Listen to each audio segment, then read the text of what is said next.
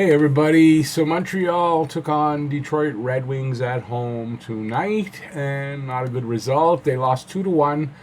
Um, I said it might be a dangerous game for Montreal, a very disappointing loss, and that's what happened. Detroit, coming off of their losing streak, were just on an upswing. Anyways, I'll tell you what happened, basically. The scores, how they scored, those kind of things. My 3 stars, some stats from the game, and basically that's it. And it's right here at Talking Habs, home of Habs hockey, where everything's dedicated to the Habs and all things hockey. And if you want to see more videos like this, head down there, subscribe, ring the notifications bell, and that's going to get you your daily fix of Bleu Blanc Rouge from Talking Habs. And while you're on the way down there, if you like the video, give it a thumbs up. And any comments you may have about the game, about the score, anything like that, leave them in the comment section.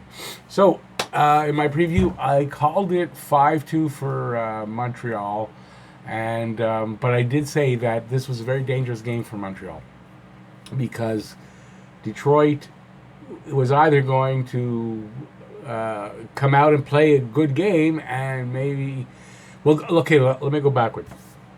Early in the season, Detroit, I don't know if they were playing here, I think it was in Detroit, Jonathan Bernier in nets, and he only let up 2 goals in a very well-played game by him, and they beat Montreal, and they basically pulled the same thing off here.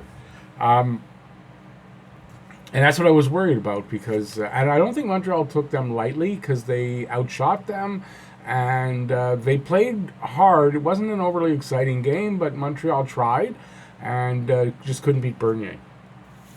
So in the first period, I was doing live stream, so I don't know exactly how this happened, but 3:21 in, Bertuzzi gets his 11th goal from Larkin and Green, so they're leading 1-0. And they pretty much, they hold that the whole period. Montreal outshoots them 12 shots to, I wish it was 12 goals, 12 shots to 7. They each have a power play, not successful. Kind of boring first period from what I could tell. Not necessarily that Detroit outplayed Montreal, because they didn't, but Montreal just could not beat Bernier. Second period rolls around, and there's no scoring in the second period. Again, just kind of back and forth, nothing overly exciting. I'm just going off memory here, because I didn't write anything down here for second period. Montreal has its chances. They're getting shots, because they got 10 shots to Detroit's 5. Detroit had the 1 power play. They did not score. But just Montreal just can't put anything past Bernier, and it's starting to look like this. I might be right about it being a dangerous game.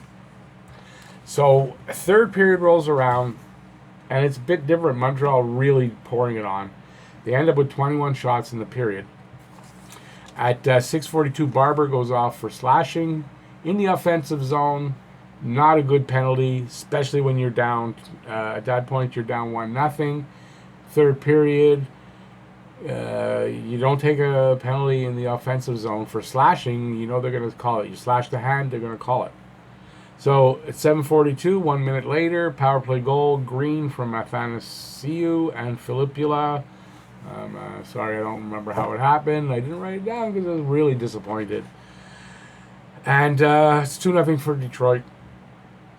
And they keep it that way, and it's looking like it's going to be a shutout. I was thinking, okay, well, I called it 5-2. I got the 2 right, which I did. I got the 2 right, but Montreal wasn't going to put anything past. But then Price is pulled with something like a minute and 40 left, minute and a half left, somewhere around that.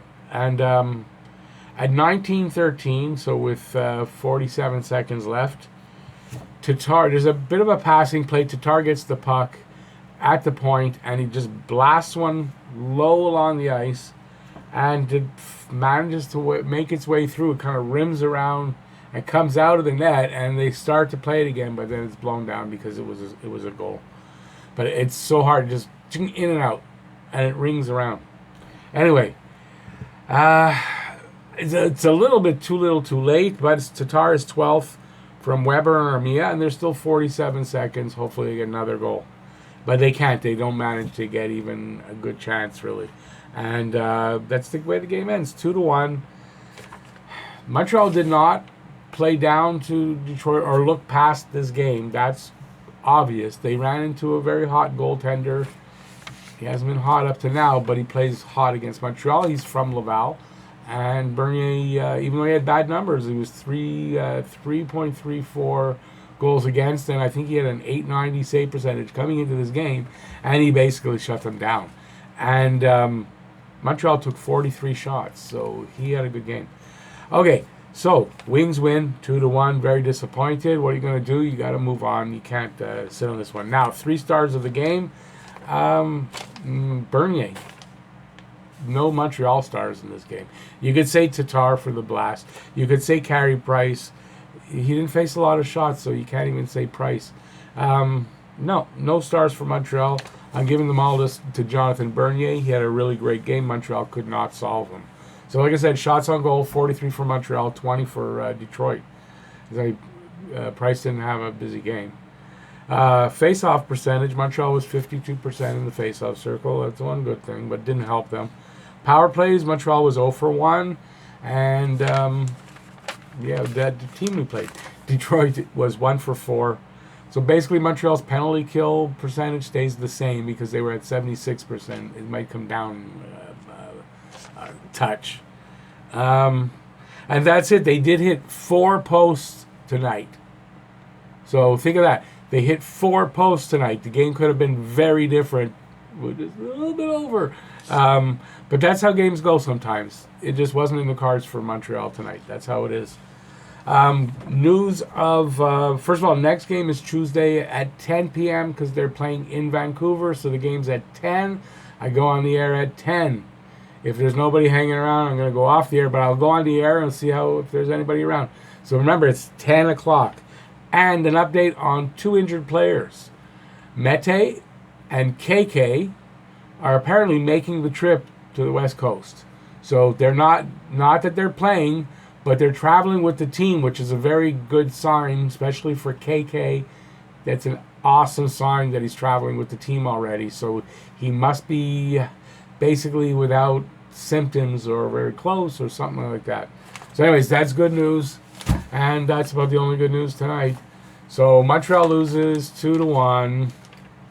Move on to the next game against Vancouver and hope for a better result. They're on the road for the next 7 games. They do not play back in Montreal till after the new year.